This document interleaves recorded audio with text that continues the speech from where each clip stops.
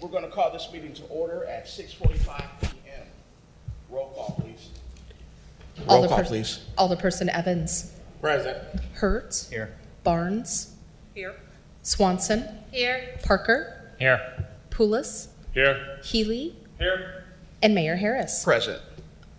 Item 3, Pledge of Allegiance. And please remain standing for a moment of silence.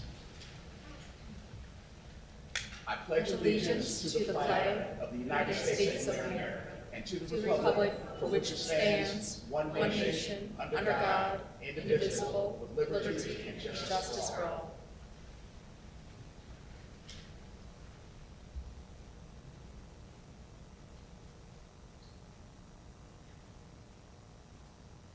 Thank you. Item 5. We have a proclamation declaring Saturday, August 23rd, 2025 is Bill Bell Jazz and Heritage Festival Day.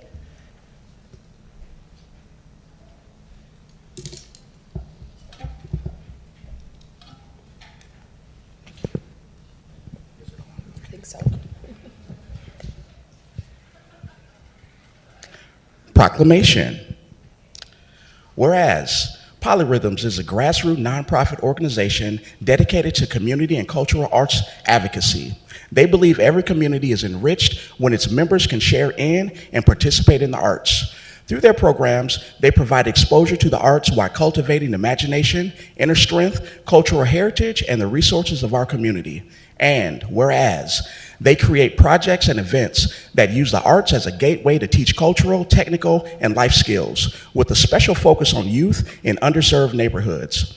Their work is intentionally accessible to all, ensuring that the transformative powers of the arts strengthens the entire community. By highlighting the Quad Cities' rich heritage of gifted musicians, artisans, and craftsmen, they remind, inspire, and motivate people to live up to the high standards and character of our ancestors. And whereas it is in their mission to educate and entertain by presenting first-class local, national, and global arts, their organization provides outstanding, high-quality, and affordable experiences that add immeasurability to the quality of life in our region. Whereas Polyrhythms remains committed to building and sustaining the Bill Bell and Jazz Heritage Festival, an event reflective of the cultural diversity that has shaped and continues to sustain the Quad Cities. They honor the legacy of our grandparents and the indigenous people and communities whose music, cultural, and sacrifices contributed to the growth and success of this region through their blood, sweat, and tears. And whereas for 20 years, the Polyrhythms' Third Sunday Jazz Series has served as a cultural cornerstone, and for over a decade, the Bill Bell Jazz and Heritage Festival has carried forward the legacy of our unique heritage. Together, these programs sow rich seeds for generations to come. Now, therefore, I, Ashley Harris, Mayor of the City of Rock Island, do hereby proclaim Saturday, August 23rd, 2025 as Bill Bell Jazz and Heritage Festival Day in the City of Rock Island, dated this 8th day of September 2025. Thank you.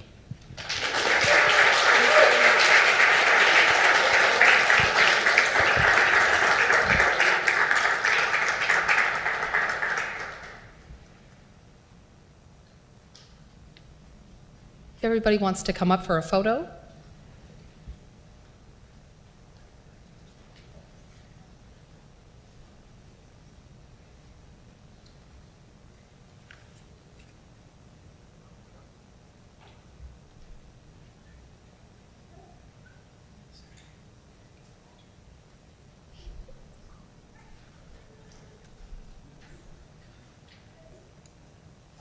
Do you want to come over here? I do. Okay.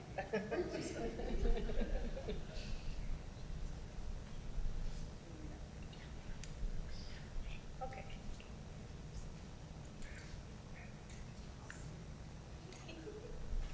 All right, everybody look at me.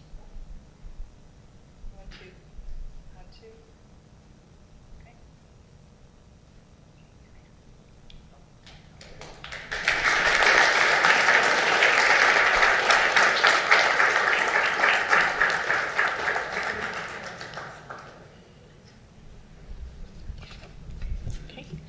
right. B, proclamation declaring September National Suicide Prevention Month. Whereas September is recognized as National Suicide Prevention Month, a time to raise awareness, promote hope, and normalize help seeking as suicide affects millions of people every year. Too many struggle in silence.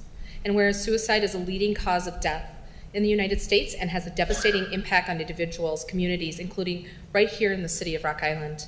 And whereas according to the Center for Disease Control and Prevention, 1 person dies by suicide every 11 minutes, and countless others struggle with suicidal thoughts or attempts. And whereas local organizations, schools, healthcare providers, first responders, faith communities, and dedicated advocates throughout Rock Island are working tirelessly to provide education, resources, and support to prevent suicide and promote hope. And whereas the National Alliance on Mental Health Greater Mississippi Valley, or NAMI GMV, annual NAMI Walk is on Saturday, October 4th, and it is the largest grassroots mental health organization in the United States. Our chapter's NAMI Walk is the area's largest mental health advocacy event with 500 plus Quad citizens participating each year. And whereas World Mental Health Day is Friday, October 10th, this is an international day for global mental health education, awareness, and advocacy against social stigma. Mayor?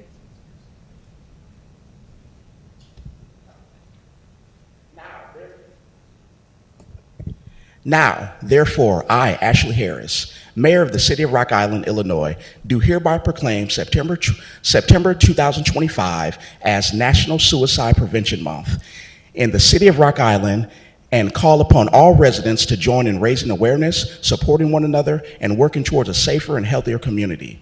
Dated this 8th day of September 2025. Thank you. Is there somebody, there is some people, come on up, NAMI organization.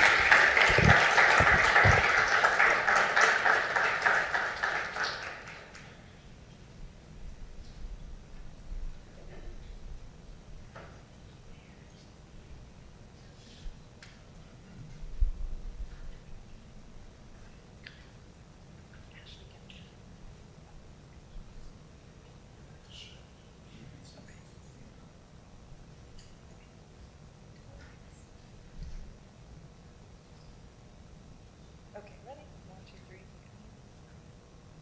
All right, thank you. You want to see it? Somebody wants to say it first.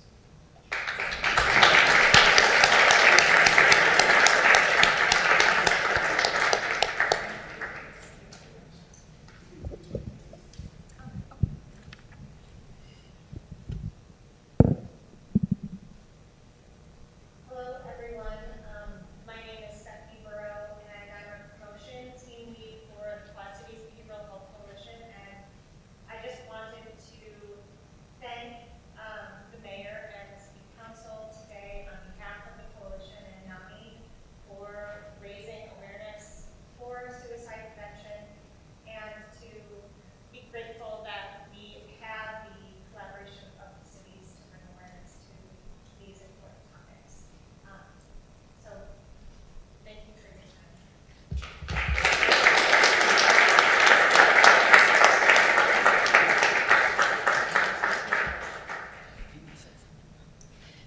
Next, we have a, oh, I'm so sorry.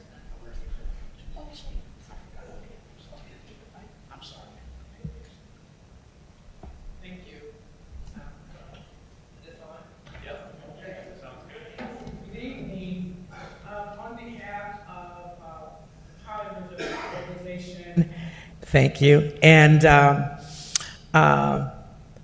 Third Sunday Jazz, and also the Bill Bell Jazz and Heritage Festival, the team of organizers and all of the volunteers, everyone, all of our partners and sponsors, Martin Luther King Center, the City of Rock Island, who has allowed us to actually put together, put on the ground, plan, and implement for the past 11 years a grassroots organization like ourselves. We're not fully funded by any one entity. We're like other grassroots organizations. We rely on the love of the community. And so for the past 11 years, we have been able to, at the Martin Luther King Center in the city of Rock Island, in the heart of where the historical music, a lot of the historical music came out of that area, which is the reason why we chose the King Center. Could have gone anywhere in the Quad Cities, but we wanted to honor the history of that of our music. But for 11 years, to be able to provide an event over and over again that not only honors the ancestors, but is committed to the cultural heritage. It's all about the music. Music is the gateway. It opens the door for us to provide other kinds of educational and value to the community. And so therefore we have health forums, we have a Black Authors Forum, we provide literacy programs for children, book giveaways, and youth performers. We're trying to generate and nurture the next generation of artists. So we want to thank you for your continued support. We invite you all to join us next year in August, all of the city council members and the community. We want to grow our audience. And any partners who want to join us, you're welcome to do that. So thank you again.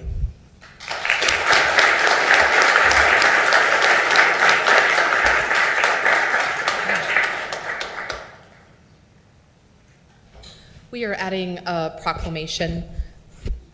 Whereas Ivory Dion Clark, former alderman of the First Ward in the city of Rock Island, dedicated his life to serving the community with honor, integrity, and commitment.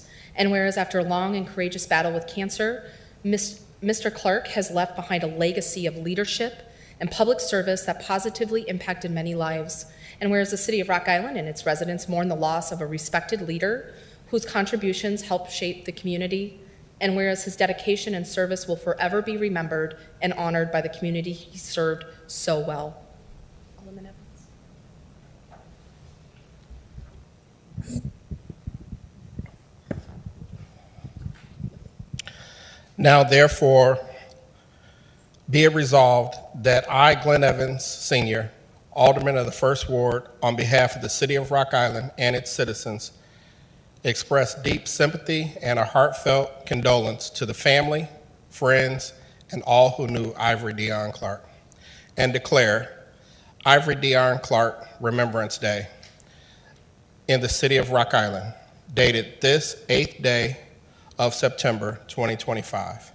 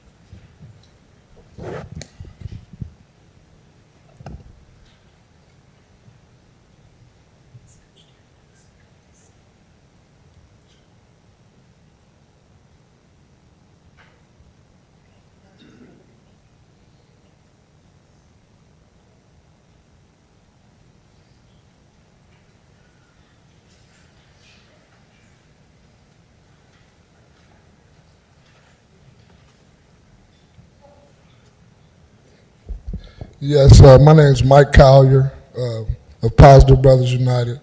I'd like to say I appreciate the City of Rock Island for recognizing my brother, Ivory Clark. He's a longtime resident of the Quad Cities, and he's definitely going to be missed, and I really appreciate Rock Island for recognizing Ivory Clark Day, September 8th. Love y'all and appreciate y'all. Thank you.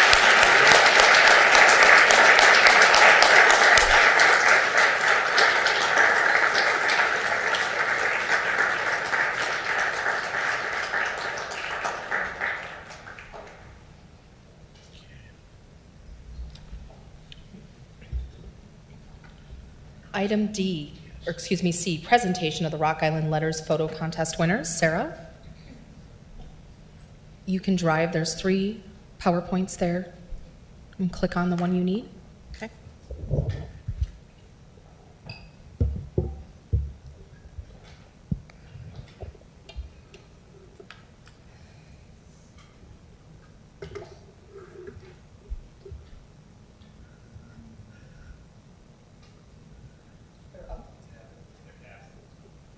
Oh, I see.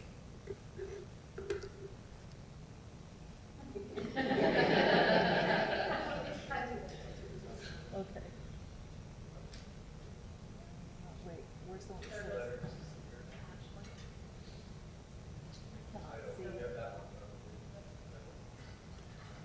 Okay.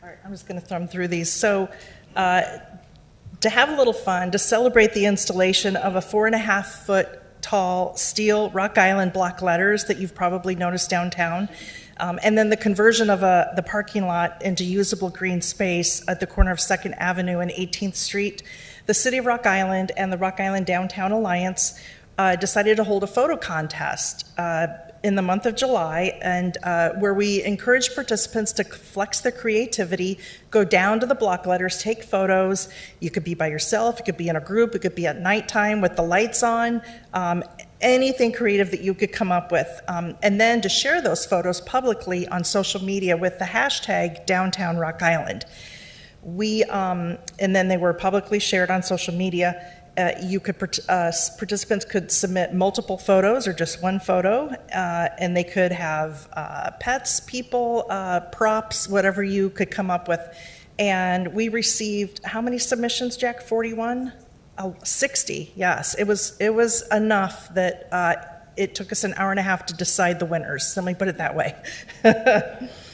So I just want to show you what we did to get the ball rolling, to provide inspiration and guidance give people an idea. So Mayor Ashley Harris was gracious enough to put on a very nice suit on a very hot day and go down there with me and take some photos. And I'll just show you some of them.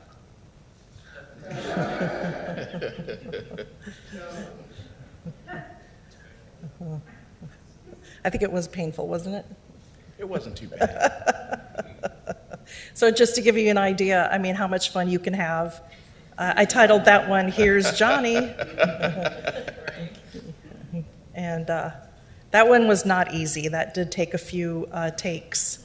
So I'd like to go ahead. Jack Cullen is here. He's the Executive Director of the Rock Island Downtown Alliance, and Brandy Vandewally, who is one of our board members of the Rock Island Downtown Alliance Board, and they will be presenting the prizes. So we're going to start with first place, and before I state your name, I'm going to list what the prize is. Jack came up with some very clever names for these. This first place is called Sweet Staycation. And now let's go to... Lord help me. The first one. This one? No, the next one. Right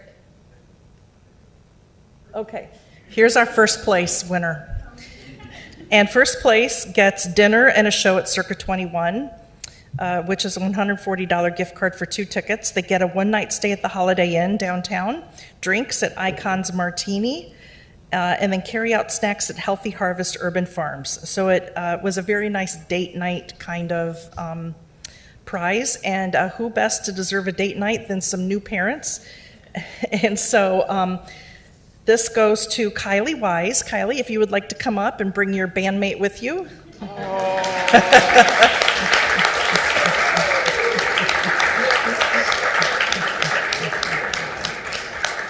And Kylie captioned the photo, Rock and Roll. Yeah. Rock and Roll Island, featuring songs like That Barge Ain't Even Movin', I Left My Dignity Somewhere in the District, and A Night in Rock Island cover, If You Know, You Know. P.S. We're looking for a new drummer. This one's been hitting the bottle a little too hard. All right.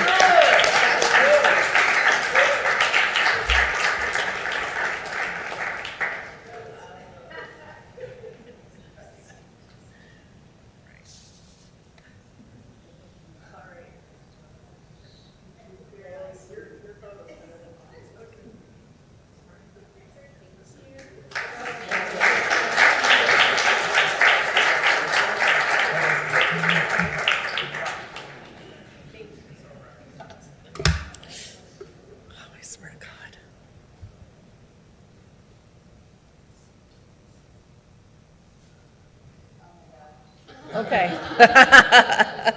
Second place goes to Bella Perkins. And this was the caption on the photo. We were trying to take our submission photo for the City of Rock Island government and Downtown Rock Island sign contest, but we promptly got under attack by Godzilla himself. What the heck? Anyway, hashtag Downtown Rock Island. And Bella, are you here? Yeah, come on up, Bella.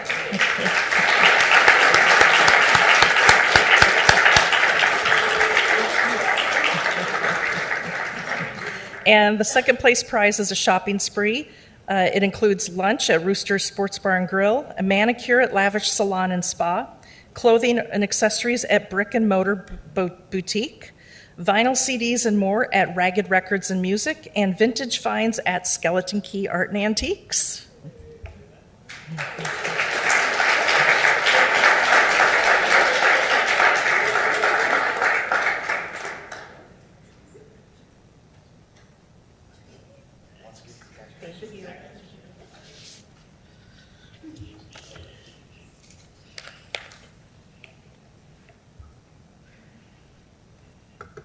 All right, let's move on to third place. Oh, for the love of God. Can we? No.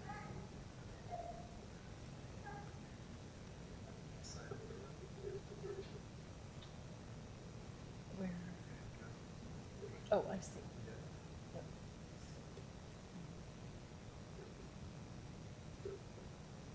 All right, can we see it? Okay, third place is Rylan and George. They are a match with Big Brothers Big Sisters of Mississippi Valley, which has made more than 300 matches in Rock Island to date. Third place includes, it's called Daring Destinations. It includes the Gangsters and Ghosts Tour by QC Haunts and History, an escape room experience at Skellington Manor, and drinks at Wake Brewing. And Rylan and George captioned they had a series of photos. We really chose this one to be the standout one, but they did a whole clever series of different poses and different letters.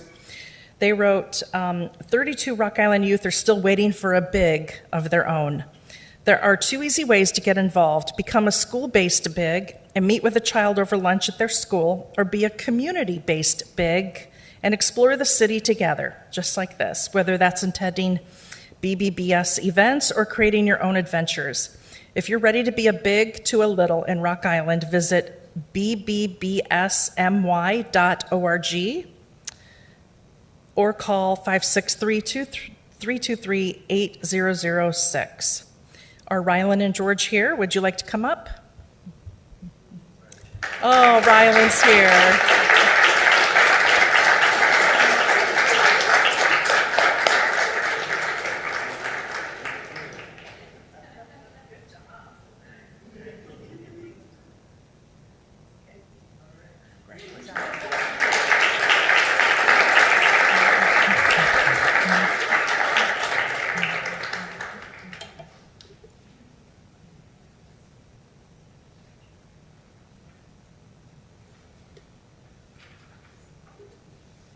Okay, let's move on to honorable mention.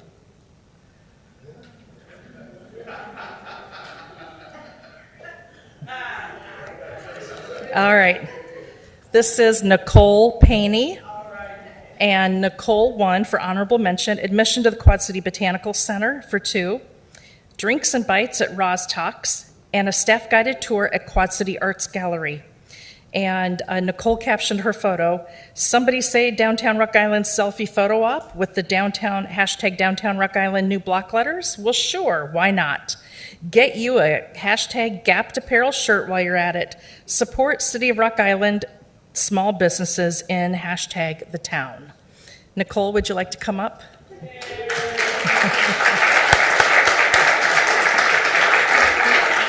Yeah.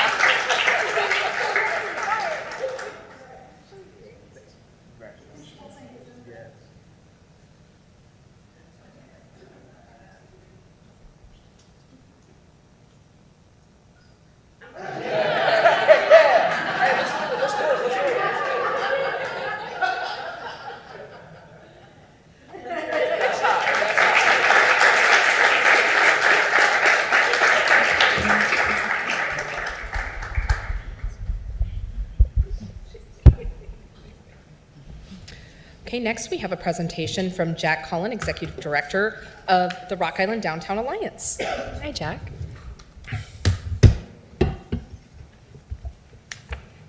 Your presentation's up there on the tab. Great, thank you. You're welcome. Give me just a second here.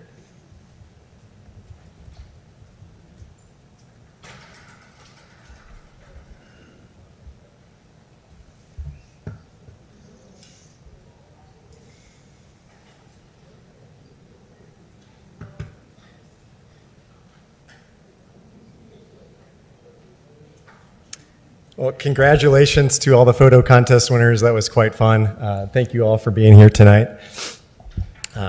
You're not required to stick around if you're not interested in this and the future agenda items, but Mayor, City Council, I am honored to be here tonight on behalf of the Rock Island Downtown Alliance to share an exciting update on some place-based and destination branding for downtown Rock Island. Project started by our team in July of 2024 in partnership with the city. The following foundational narrative and visual identity aim to capture the spirit, authenticity, and characteristics of our downtown experience. It is both aspirational and attainable. The Downtown Alliance Board has approved this package, and we are seeking the council's acceptance of this branding so that the city, the Downtown Alliance, the state of Illinois, our businesses, community partners can move forward together with consistent, shared messaging that attracts support and leads to economic vitality in downtown Rock Island.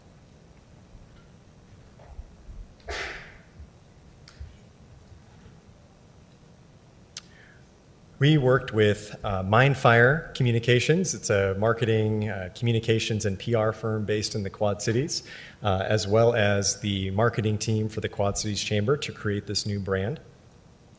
And a task force of the Downtown Alliance Board was formed to help guide this process. I want to thank Alderman Dylan Parker for being on that task force, as well as Brandy Vanduwally, owner of Skeleton Key Art and Antiques, and board member for the Downtown Alliance as well. Our team was focused on developing descriptors and the brand rollout itself, and to develop language to highlight downtown Rock Island's unique amenities. Mindfire recommended conducting a series of interviews with individuals with different ties to downtown Rock Island to draw out authentic stories to help fuel that language.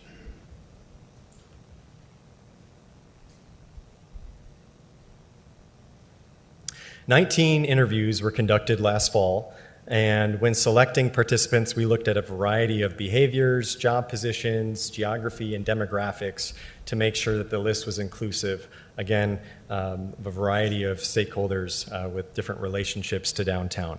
This info really helped set the tone for storytelling in those interviews, and all interviewees were asked the same questions. Everything was recorded and transcribed to help create that narrative that we'll be reviewing. This is the list of the downtown residents, business owners, property owners, elected officials, and community members that our task force chose to interview as part of this process. And again, this was done in the fall of 2024.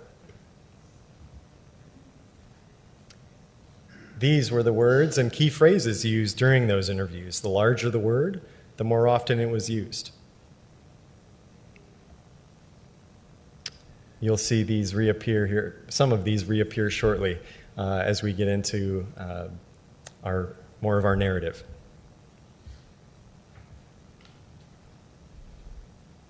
A crucial component of a brand is a name, a crucial component of a brand's identity. And while our organization and our task force was more focused again on the descriptors and the rollout of the brand, with the history of the downtown Rock Island Arts and Entertainment District, naming was a natural part of this project. Mindfire recommended using downtown Rock Island moving forward based on research input and these core tenets of naming. Simplicity, downtown Rock Island, it's easy to remember. Cultural fit, naming should be tied to how those closest to it speak. And during interviews, those speaking of even the area formerly known as the district spoke of downtown Rock Island. Future-proof, this name is not dated, nor will it ever be. I have some proof of that here. This is a marketing material that the city produced in the 1970s. And when talking about investments made into the downtown area, refers to the area as downtown Rock Island, just as an example. Brand equity, evolving past the district, offers a fresh start.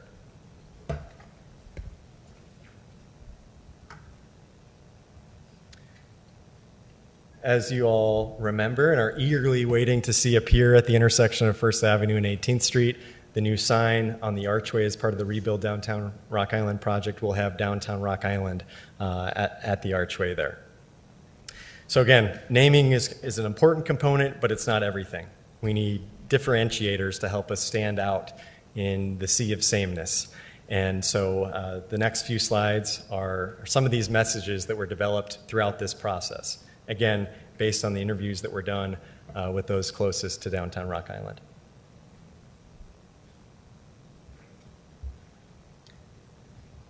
We're showing up for all the right reasons. The local businesses in our district create downtown Rock Island's melting pot of experiences, and that's what makes our community so special. We're dedicated to showing up for these businesses in our historic downtown, not only for the charming experience, but because the owners are our neighbors. We're showing up for progress, receiving accolades that are overdue.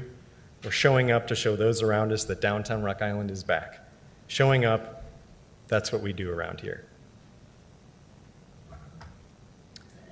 The individual in that photo might look familiar, Alderwoman Linda Barnes, patronizing a vendor at the downtown farmers market this summer. Thank you, Linda, for showing up. Unapologetically authentic. For years, our downtown has been home to a colorful mix of history, culture, and resilience. The stunning historic buildings may show a bit of age, but that's part of the story. They've weathered time and change, and that's exactly what we're doing today. We're a place for people who see the beauty and character, the charm and imperfections, and opportunity in the unconventional. Whether you're drawn in by our vintage storefronts, the one-of-a-kind shops, or unique events and public spaces that continue to evolve, there's always something to capture your attention and your imagination. This is a photo of a young boy who lives downtown with his family, enjoying the bubbles at a Second Saturdays on Second Ave event during the farmers market. Find the beat that's right. Oops, excuse me. Find the beat that's right for you. Another differentiator for us. We've got locally owned businesses, creative entrepreneurs, and a spirit of collaboration. Our downtown is a place where diversity is welcomed, where entrepreneurs can create something new, and where longtime residents and newcomers alike feel like they found a community of like-minded adventurers. Downtown Rock Island is where new ideas meet deep history to create a whole new beat of life. Keep Rock Island real. We're not trying to be something we're not. We're home to real people, real stories. Our downtown may not have all the gloss, but that's why we like it. What we have is interesting people, true stories, and shared goals. We're open about where we've been, where we are, and where we're headed. There's an honesty here, no pretense, just a deep commitment to making a place better for everyone.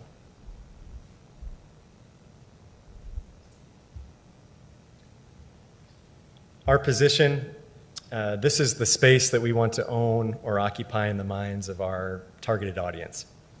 Downtown Rock Island is transforming into a vibrant hub of opportunity where creativity flourishes, connections deepen, and everyone is invited to rediscover a fun, safe, and eclectic downtown experience.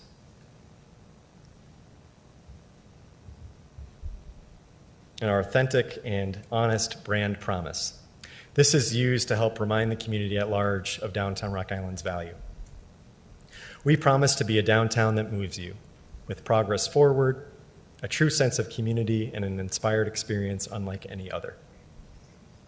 This is adaptable for many uses, including business, resident, visitor attraction, hyping up the walkability of our downtown, the pedestrian scale blocks, our beautiful riverfront trail system, moving people by the range of colorful public art in our downtown, great public transit, specific destinations in the downtown.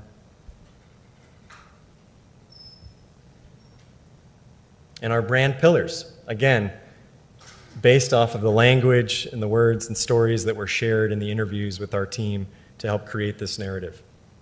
These principles are the foundation of how we communicate and operate, guiding the way we invite others into our community and support downtown Rock Island's growth. Authentic, historic, creative, diverse, resilient. When our board saw this product for the first time and read those words, they said, this is downtown Rock Island. This is the downtown that I call home, the one I invest in, the one I do business in. This is our place.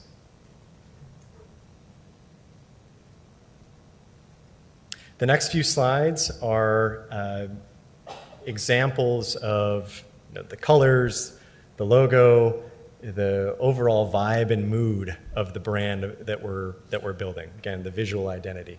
Here's downtown Rock Island overlaid on the unique grid of the heart of our city. Here are those brand pillars again: authentic, historic, creative, diverse, resilient. Again, this is just to give you an idea of the vibe and the mood that we're going for with this branding. Again, with the grid in the background of the downtown. Here's an example of seeing the brand on social media and the bio of an Instagram profile for downtown Rock Island with that brand promise. We promise to be a downtown that moves you with progress forward, a true sense of community, and an inspired experience unlike any other. You see some more visuals here in the grid of the Instagram profile. This is an example of an advertisement using the branding again. Find the beat that's right for you, downtown Rock Island. This is an image of a silent disco party from last year atop the Urban Reserve rooftop downtown. This is an example of the branding in action on our website. So you see the brand promise again. We promise to be a downtown that moves you, diverse, authentic, creative, and fun. We guarantee you'll find the thing that moves you in the heart of our city. Some other examples in messaging and different uses. On a light pole banner, find the beat that's right for you, downtown Rock Island. Again, this mark with the tower, downtown buildings, the bridge, the water, overlaid on the grid downtown. Another message, we're the uncommon ground. And some swag. Folks have been asking about, when will there be some swag for downtown? There you go. There's an example of what it could look like. There's the logo then on our yellow background. So this is, again, meant to be shared by all stakeholders, including businesses, the city, Downtown Alliance, other partners. I mentioned the state of Illinois, their tourism arm, Visit Quad Cities, pending approval, acceptance from the city council, a toolkit with simple, easy-to-use brand guidelines with logos, suggested messaging, graphics will be created and shared on our website, and hopefully distributed at our September 25th Rebuild Downtown Rock Island celebration. Again, this is not just for the Downtown Alliance to use, not just for the city to use. It's important that we all have this shared, consistent messaging to capitalize on this moment coming off the heels of the largest investment in downtown's public infrastructure, moving into this next phase of really promoting and marketing our unique assets and amenities in this neighborhood. And with that, be open to any questions from council? Comments? Again, this has been a project in partnership with the city. Council has seen some different iterations of this over the past few months, but this was the formal process of bringing it to council for approval so that we can begin to implement and execute on marketing and next steps. Thank you, Jack. Okay, yeah, thank you. Will you do me a favor? Will you bring my mouse back? Yes. Okay. Item 6, public comment.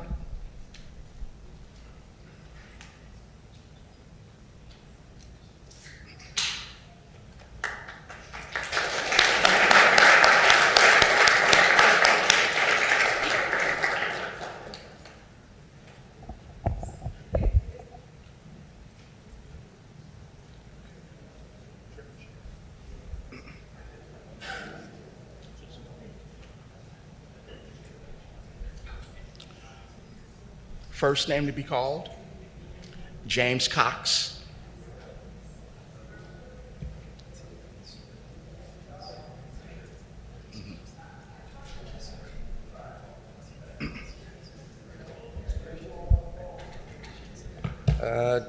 Good evening, honorable members of the City Council, aldermen and alderwomen of the City of Rock Island. My name is James Cox. I've been a resident since 2020, and I absolutely love the Quad Cities. We're here to speak to you today about a very, very urgent matter. Today I urge you to consider the moral imperative of aligning our city's investments with our values of justice and human rights and compassion.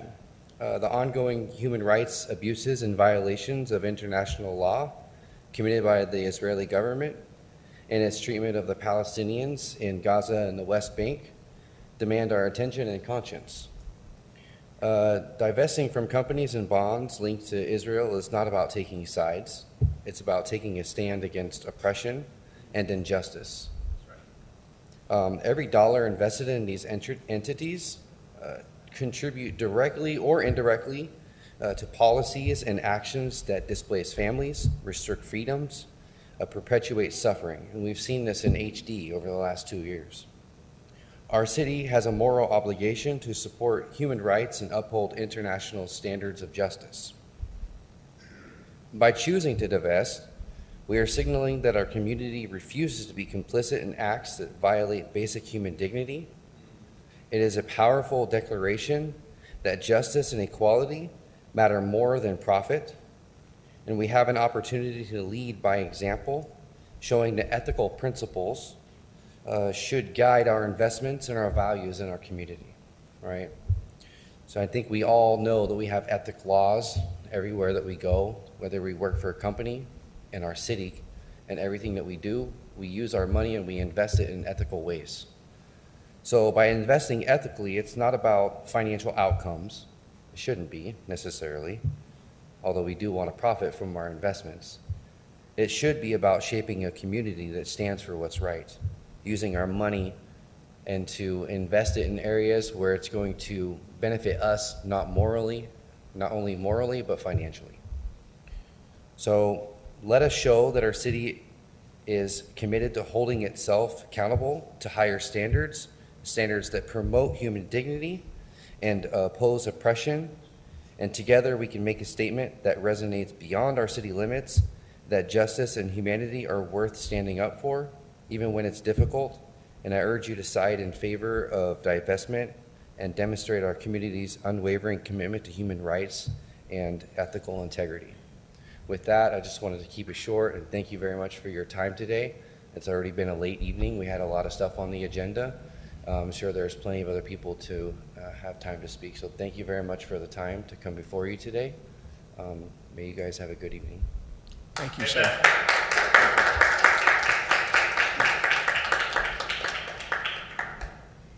Ahmad Afia.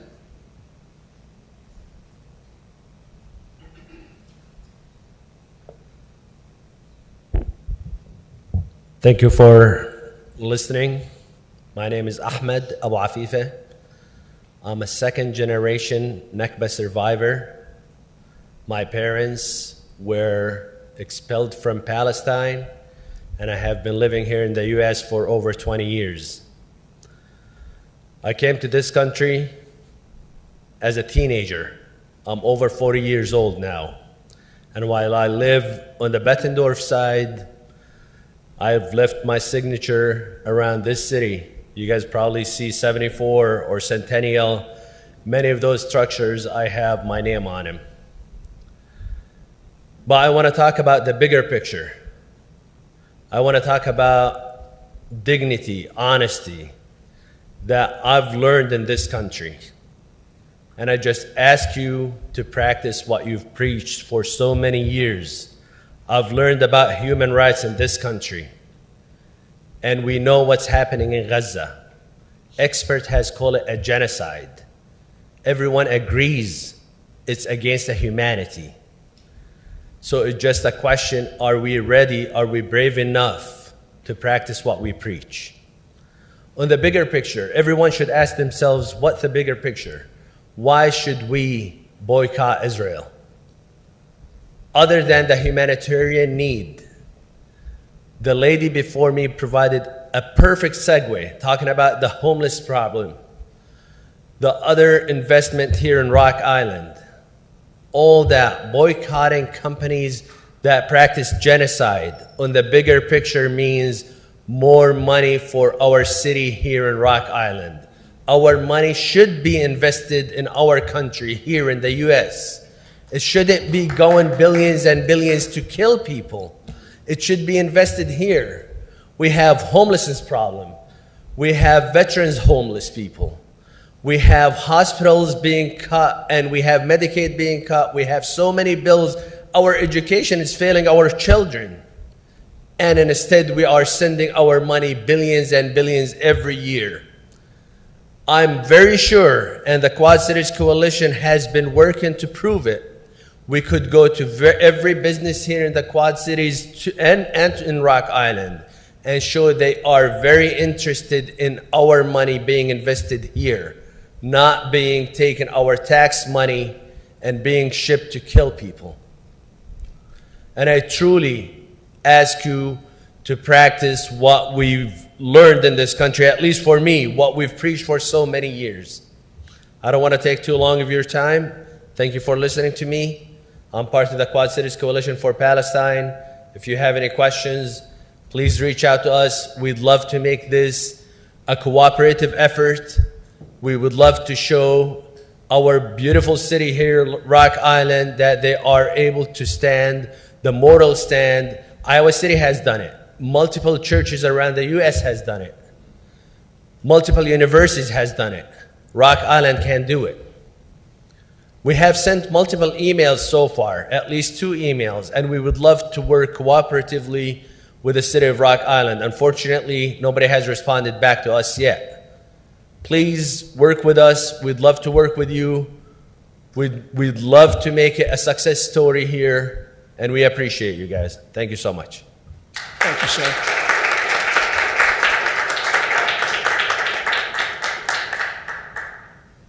Rachel Walker.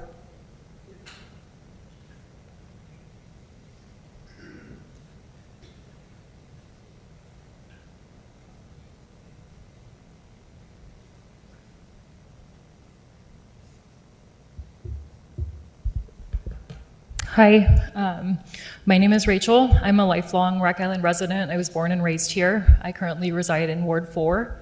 I'm here today as a concerned community member asking my city to take a stand against genocide, against forced starvation, against oppression, and against apathy in the face of human suffering. Over the past 2 years, I have watched day in and day out, horrified by the indiscriminate bombardment of Gaza, the use of starvation as a weapon of war, and the escalating violence and dispossession in the West Bank, all while our leaders stand idly by, or worse, support and fund the atrocities being committed by the Israeli and US governments. The city of Rock Island must reject complicity in genocide. Our city's resources should not be funding atrocities at home or abroad. They should be strengthening local services and infrastructure and protecting our vulnerable neighbors. If we believe in human rights, then we must utilize our economic power to boycott Israeli goods and services. Thank you.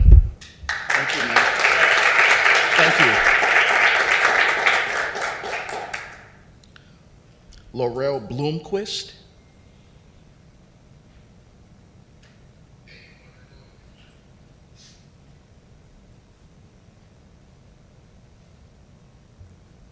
Good evening. Thank you for giving me the opportunity to speak. My name is Laurel. I was born here and have many deep family roots here in the community. I would reflect things that my colleagues have said earlier, and one of the things I wanted to mention was this morning I was watching the grandson of Nelson Mandela talk about how Nelson Mandela felt that his cause had solidarity with the Palestinian cause, and that the boycott, divestment, and sanctions was one of the most powerful tools in creating justice for the South Africans.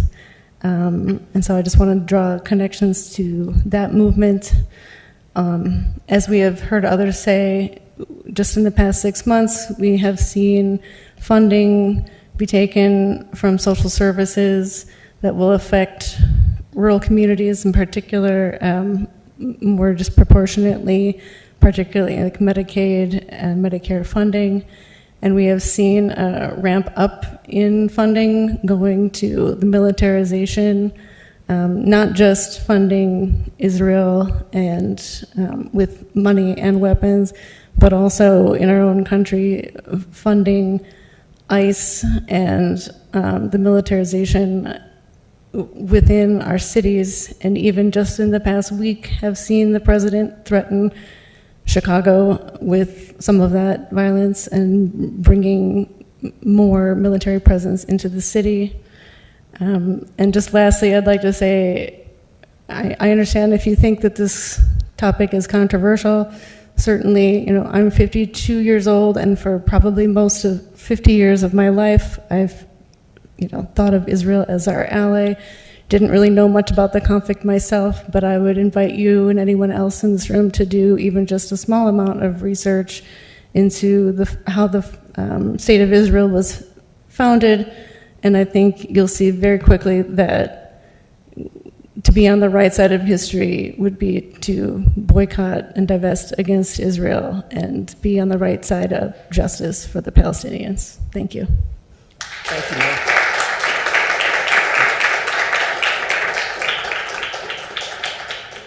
Taylor Denton.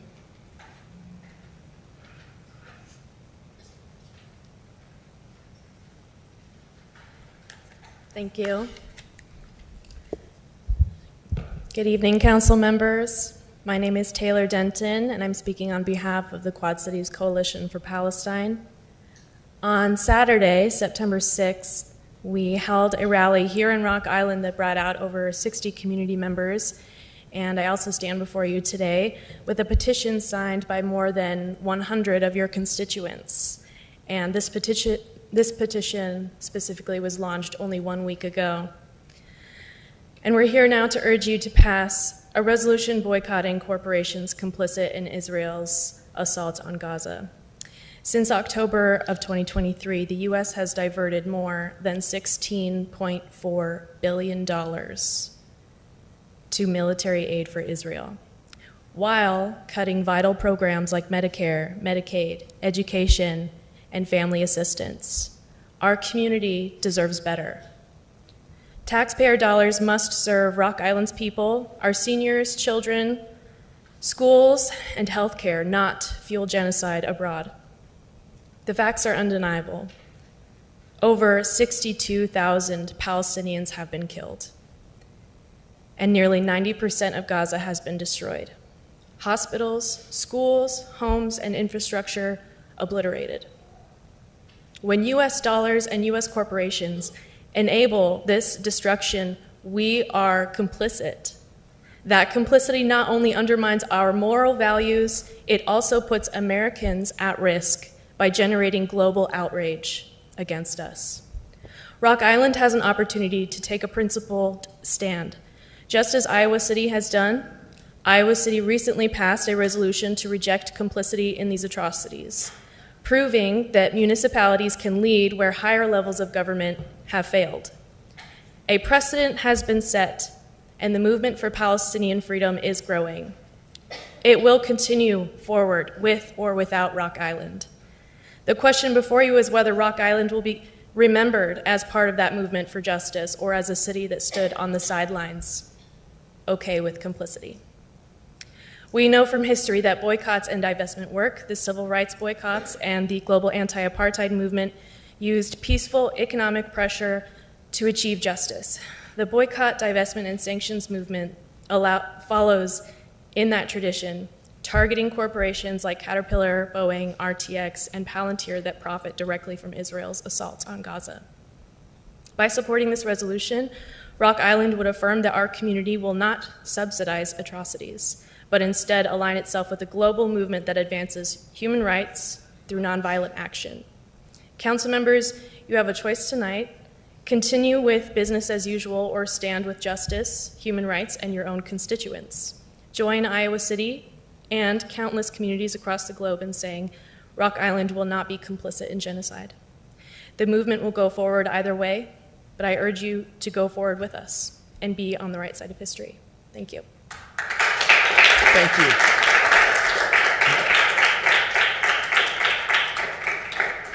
Teddy Dottie.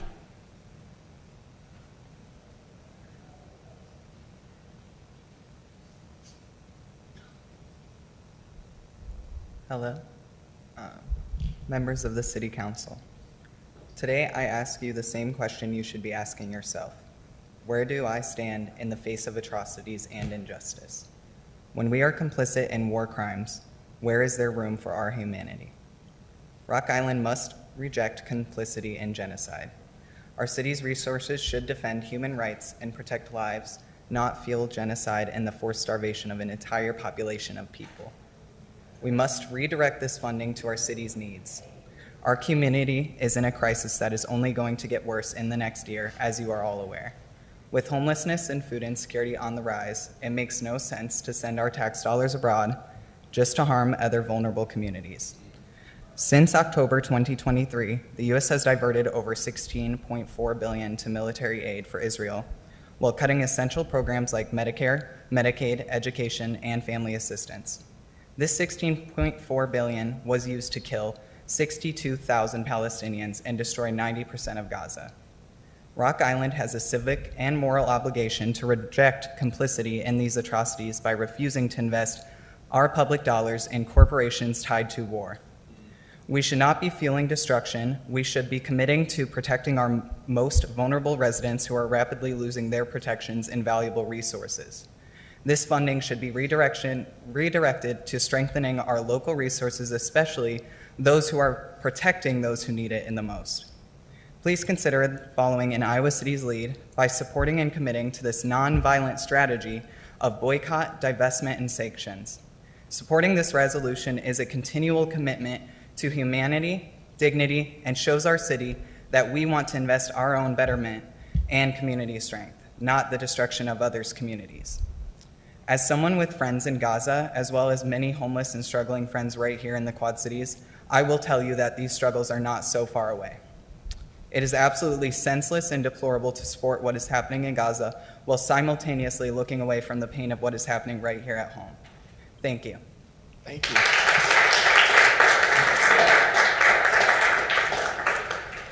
Andrew DeFries.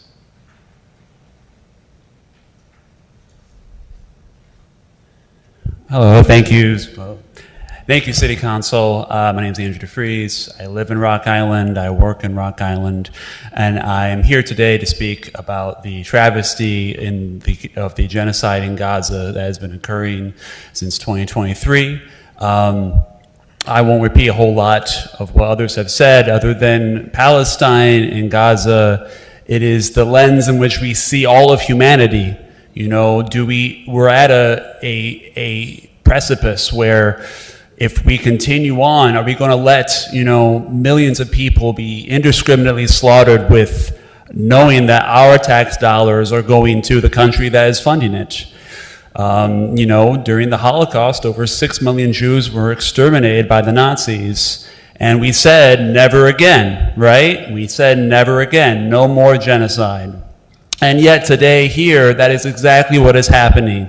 It's exactly what is happening. It's being carried out with our tax dollars being used to buy bombs, buy weapons, buy jets, buy whatever they need for Israel to be used against, innocent people in Palestine. So it is a way for us to see the entire world. Are we going to let this continue?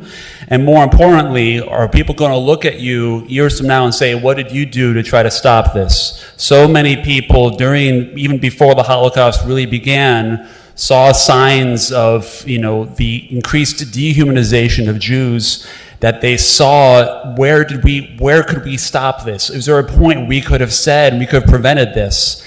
And we're at this point today. How long are we going to let this go?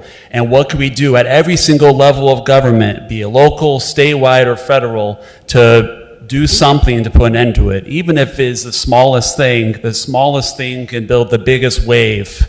So I seriously consider you to adopt such a resolution that boycotts and divests from any Israeli goods, any Israeli investments and companies, so that we can continue and say we stood as Rock Island against the genocide of the Palestinian people. Thank you.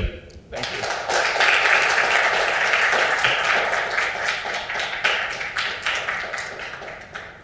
I think I seen Steve step out, but Steve Scranton, I seen him step out. We'll go on. Donica Gray.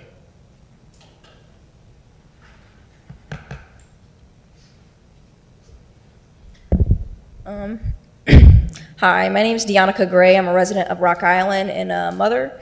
I first want to shed some light on Jakarta Jackson's case. We are still fighting for justice and some type of accountability, and hopefully Brett Taylor will be discharged, because I personally do not feel as though our children are safe in this community with officers who are not emotionally stable enough to handle situations with children. As much as we love to view black youth as older and grown, Jakarta Jackson was a child who is a part of a system that has been systemically oppressing us. So I feel a lot of compassion for what happened to him. I would also like to say that I stand with the Palestinian people. The black community is connected to the Palestinians. The police officers are being trained by Israel. So I think it's not, far off to say that it is connected. My people need to stand with the Palestinian people, just like the Palestinian people should stand with us. So I would love to see my community come forward for this cause, and hopefully we can get justice together for Palestine and for Jakarta Jackson and anybody else who has been wrongly killed by police and the system. So that's all I want to say. Thanks. Thank you.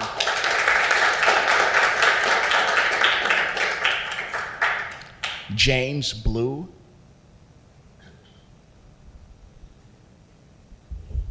All right.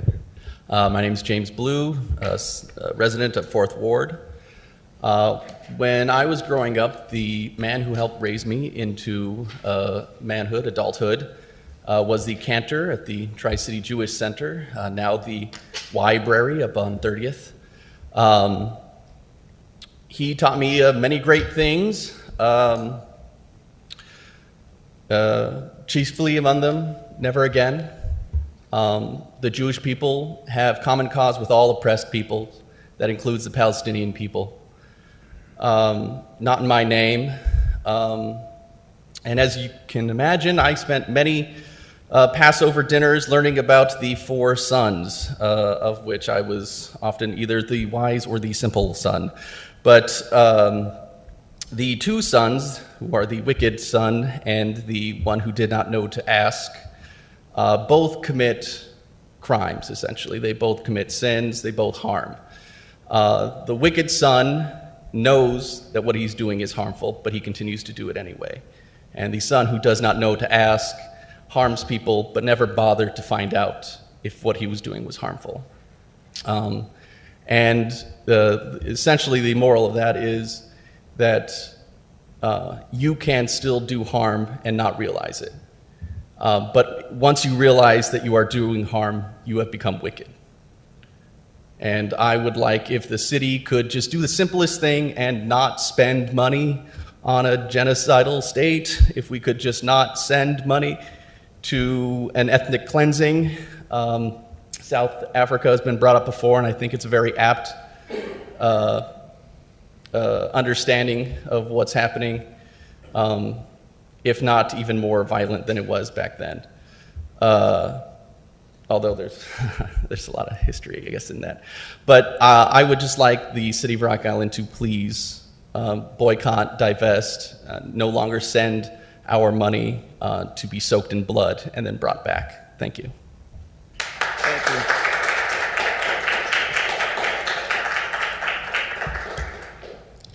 Item 7, update Rock Island. Update Rock Island, Party in the Park, Lantern Parade, and Kick It with the Cop.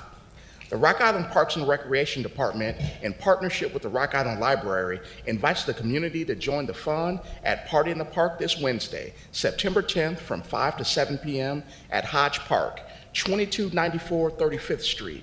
This family-friendly event will feature face painting, balloon animals, a paper bag lantern craft from the library, and a ribbon cutting ceremony to celebrate the new Hodge Park Recreational Trail. The police department will also host their second annual Kick It with the Cop, where police play a lively game of kickball with local youth. Get in the groove this Thursday at Schwiebert Riverfront Park. Join us for Thursday Night Groove, a live concert series at Schwiebert Riverfront Park, presented by Happy Joe's Rock Island. This weekly event features incredible live music, delicious food, and a great atmosphere along the Mississippi River. This Thursday's band is For Those About to Yacht. Concessions open at 5 p.m., featuring Bent River Brewery, Happy Joe's Pizza, and Rock Island Parks Grill. The concert begins at 7 p.m. Cast your vote for the West End. The West End revitalization has secured $40,000 for West End residents, business owners, and workers to invest into the community. Cast your vote for one of the three proposals online or a paper ballot at the MLK Center and other West End locations. Voting is open until September 12th.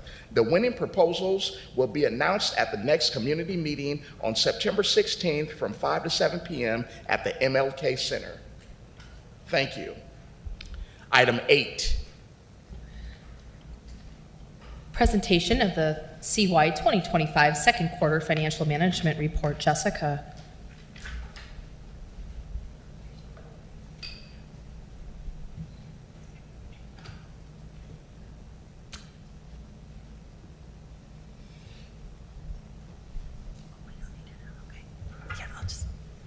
Thank you, though. Good evening, Mayor, members of City Council. I heard there's a game tonight, so I'll be brief. Minnesota's playing. Talk really fast. In the packet for your review tonight is the financial management report for second quarter, which goes through June 2025. Overall, city finances are trending towards the 50% benchmark for mid-year. Revenues and expenditures in most funds are generally on pace with expectations. In the general fund, revenues and expenditures are both at 43% of the budget, which is just slightly under the benchmark, with state and local taxes continuing to provide the largest share of the revenue. Among special revenue funds, the library and TIF districts are showing lower revenues, about 29%, reflecting the timing of property tax collections. And the Riverboat Gaming Fund is on track with transfers scheduled later in the year. For capital and infrastructure funds, street improvement fund revenue activity was reported at 45%, with expenditures at 8%. And ARPA revenues for the second quarter primarily reflect an adjustment finance made moving deferred revenue to active revenue, while expenditures were reported at 16%. The Housing and Community Development Fund, which supports community development block grant program, reported revenues at 17% of the budget due to the timing of federal drawdowns, while expenditures were at 33%. The MLK Community Center Operations Fund is right on track with both revenues and expenditures at 49%, consistent with the benchmark. The revenues include a $195,000 transfer from the general fund, along with the community room rental income. The Foreign Fire Insurance Fund is trending high on expenditures, with 84% of the budget spent through second quarter, which reflects purchases of supplies and equipment approved by the committee that helped the fire department. The Community and Economic Development Fund reported revenues at 39% and expenditures at 36%. And this fund also covers memberships, contributions, and sponsorships that are funded through a transfer from the general fund. Moving on to enterprise operations, water, wastewater, and stormwater funds are stable. The solid waste fund is slightly ahead on revenue, and both revenues and expenditures in the Parks and Recreation Fund are right at 49%. Internal service funds are mixed. Fleet and health benefits are on track, while self-insurance expenditures are trending higher than the benchmark at 65%. Most funds are performing near expectations, which reflects stable financial management at mid-year, but staff will continue to monitor areas with lower revenue performance and will track timing-related expenditures in the second half of the year. Moving on to the state and local tax revenue that the city receives, staff is cautiously optimistic with state and local tax disbursement. Are you scrolling, or is that? Yeah, I was scrolling. Okay, do you mind just scrolling to if you keep scrolling down to one of the charts that I have? The next one.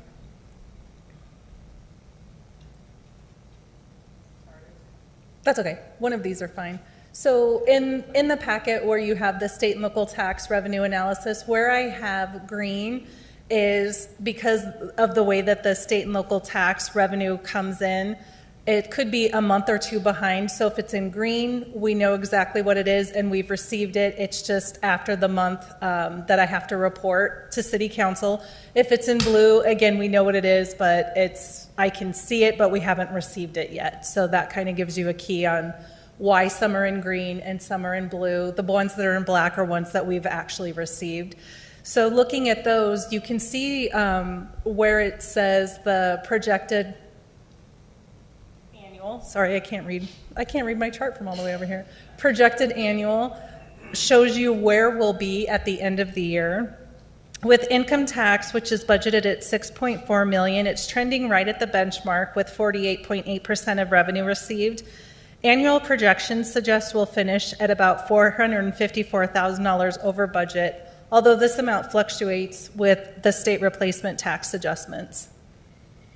Replacement tax revenue is performing very strong at 63.7% of budget, which is already exceeding expectations mid-year, which has been somewhat of a surprise to everybody, including IML. Sales tax is slightly behind benchmark at 40.2%, but annual projections indicate we'll exceed budget by roughly $438,000.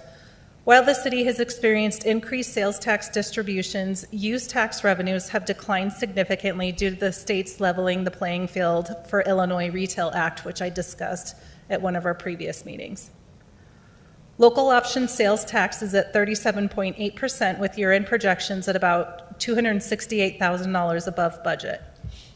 Use tax again is well below the benchmark at 14.6%, and we anticipate a shortfall of about $450,000 compared to the budget due to those state laws. For municipal utility tax, revenues are at 45.2% of the budget with a projected year-end shortfall of about $138,000, and telecommunication tax is nearly at the benchmark at 49.7%. It should finish at about $26,000 above budget. Food and beverage tax is slightly below the benchmark at 46.4% and projected to fall short by $39,000 for the year. And finally, gaming tax revenue is at 43.1% and projected to come in at about $102,000 above the budget. Through mid-year, what we're seeing is that while use tax, municipal utility tax, and food and beverage tax are below the benchmark, the increases in income tax, gaming tax, and sales tax are offsetting those shortfalls. The monthly investment interest report indicates the average interest rates that were paid out during the second quarter months varied. The city received a combined total of just over $428,000 in interest in the second quarter throughout all of the city's investments. And that is the second quarter report. I'm happy to answer any questions you may have at this time. I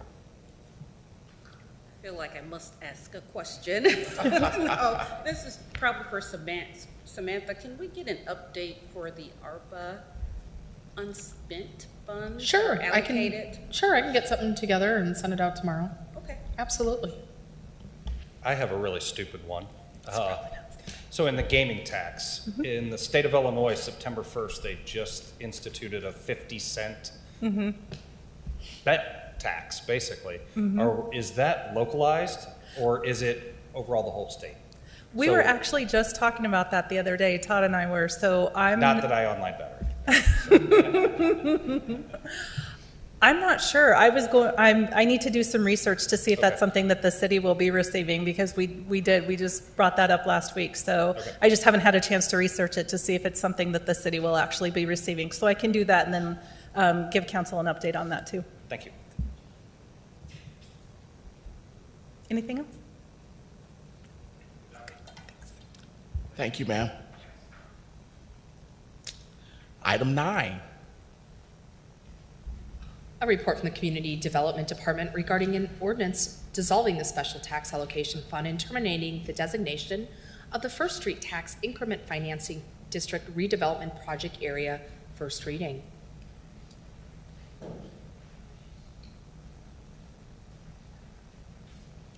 Is there a motion to consider the Motion ordinance? to consider the ordinance. Second. I have a first and a second. Is there any discussion? Clerk, please call the roll. Alderperson Poulos. Aye. Healy. Aye. Evans. Aye. Hurt. Aye. Barnes. Aye. Swanson. Aye. And Parker. Aye. Agenda item 10. Consent agenda items A through K. Motion to approve consent agenda items A through K. Second. I have a first and a second. Is there any discussion? Clerk, roll call, please. Alderperson Poulos. Aye. Healy. Aye. Evans. Aye. Hurt. Aye. Barnes. Aye. Swanson. Aye. And Parker. Aye. Agenda item 11. A report from the city attorney regarding a settlement agreement between the city of Rock Island, Gravel and Jean, and general constructors of the Quad Cities. Motion to approve. I'm sorry, go ahead. Motion to approve the agenda and authorize the city manager to execute the documents. Second. There's been a first and a second. Is there any discussion? Clerk, please call the roll. Alderperson Poulos. Aye. Healy. Aye. Evans. Aye. Hurt. Aye. Barnes. Aye. Swanson. Aye. And Parker. Aye. Agenda item 12. Or B. Excuse me, B. 11B, excuse me. Report from the police department regarding bids for towing services, recommending the bid be awarded to Kendall Towing of Milan, Illinois. Move Motion to approve the contract and authorize the city manager to execute the document. Speak up. Would you like me to say that again very loud? Move to approve the contract and authorize the city manager to execute the document. Second. We have a first and a second. Is there any discussion? Yes. Is there a reason why we're not utilizing Quad City Towing? Alderman, we put it out for bid, and they basically came in at a much lower price. It is considerable savings. Thank you. I just know that they're in Rock Island, so to see this being awarded to Milan, I just was curious. Is there any more discussion? Clerk, please call the roll. Alderperson Poulos. Aye.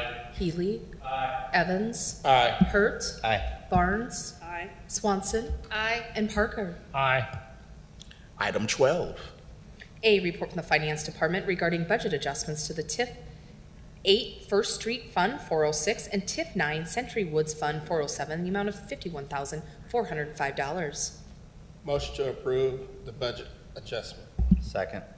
There's been a first and a second. Is there any discussion? Yes, if Miles can explain what this is for, this budget adjustment from the two different TIF funds, or why we're doing it. Yeah, so to explain a little bit what we're doing, we have two TIF districts, the Century Woods TIF and the First Street TIF, which are contiguous and adjacent to one another. In accordance with the TIF Act, communities are able to port or transfer TIF funds between one another when they are contiguous. The First Street TIF has a negative $51,000 balance and some change, whereas the Century Woods TIF has nearly $1.5 million in its balance sheet. The First Street TIF, having underperformed for quite nearly a decade at this point, should be closed. And in order to close it, we need to achieve a zero balance. The adjacent TIF, having more than enough funds to cover that, We are moving the funds from the one to the other. For context, the amount of funding being moved is approximately 3.4% of what is in the Century Woods TIF at present, making it, still very healthy balance-wise, and those funds remain available for any project that may take place in accordance with that TIF's redevelopment plan. Thank you, Miles. Any more discussion? Clerk, please call the roll. Alderperson Poulos. Aye. Healy. Aye. Evans. Aye. Hertz. Aye. Barnes. Aye. Swanson. Aye. And Parker. Aye. Item 13. A report from administration and the Rock Island Downtown Alliance regarding the new branding for downtown Rock Island. Move to accept the new branding guidelines for the downtown. There's been a first and a second. Is there any discussion? Roll call, please. Alderperson Poulos. Aye. Healy. Aye. Evans. Aye. Hertz. Aye. Barnes. Aye. Swanson. Aye. And Parker. Aye. 13B.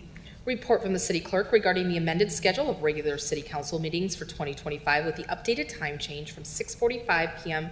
to 5:45 p.m. and just noting to everybody that takes effect at our next meeting, September 22nd. Move to approve the amendment as recommended. Second. There's been a first and a second. Is there any discussion?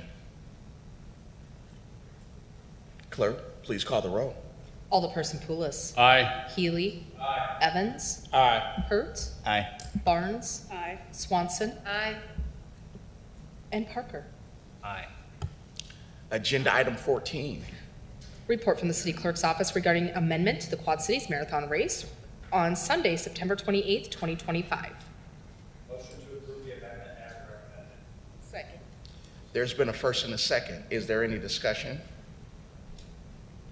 Clerk, please call the roll. Alderperson Poulos. Aye. Healy. Aye. Evans. Aye. Hertz. Aye. Barnes. Aye. Swanson. Aye. And Parker. Aye. Item 15. Do I have a motion to? Motion to close the regular city council meeting and meet the Rock Island Regional Board. Second. There's been a first and a second. All in favor say aye. Aye. Okay, where are we at? You have anything? Just wanted to give the council a heads up that the Ports Master Plan Steering Committee will hold our first meeting this week. Thank you. Move to exit Rock Island Port Authority and reconvene the regular city council meeting. Second. There's been a first and a second. All in favor say aye. Aye. Meeting reconvened. Item 16. Okay. Does anyone have any other business to discuss? I do. So I don't know if it was the last meeting or one of the other meetings, I had tabled the urban garden ordinance till November, and I would like to request that it be brought back earlier for consideration, possibly at the next meeting of September 22nd.